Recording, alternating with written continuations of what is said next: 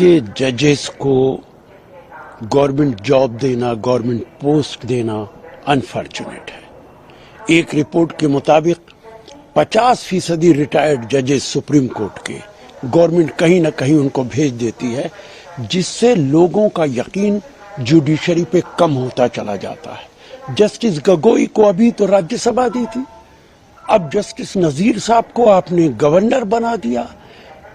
राम जन्मभूमि बाबरी मस्जिद का supreme court के फैसले पर बहुत लोग सवालिया निशान लगाते चले आ रहे हैं कि गवर्नमेंट के दबाव में हुआ है।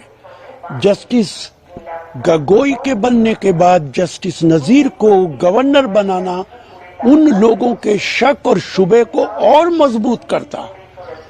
कॉन्स्टिट्यूशन का आर्टिकल 50 कहता है कि जुडिशरी और एग्जीक्यूटिव अलग-अलग होनी चाहिए।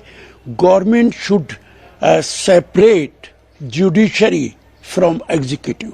ये कॉन्स्टिट्यूशन का आर्टिकल 50 है जो डायरेक्टिव प्रिंसिपल्स के अंदर है। सरकार को कोशिश करनी चाहिए कि जुडिशरी बिल्कुल इंडिपेंडेंट हो और उसका एग्जीक्यूटिव से कोई वास्ता ना हो।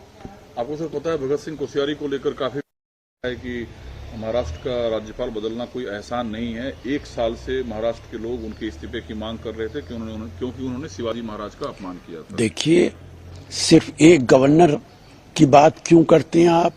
महाराष्ट्र के गवर्नर जो उत्तराखंड के रहने वाले हैं, लगातार इस तरीके के बयानात देते रहे जो आरएसएस की विचारधारा से जुड़े हुए हैं। तमिलनाडु का गवर्नर वो भी यही काम कर रहे हैं। नॉर्थ ईस्ट के कई गवर्नर यही काम कर रहे हैं। केरला का गवर्नर यही काम कर रहा है। जितने गवर्नर्स हैं वो कॉन्स्टिट्यूशन को प्रोटेक्ट करने की बजाय आरएसएस और बीजेपी की विचारधारा की बातें करते हैं।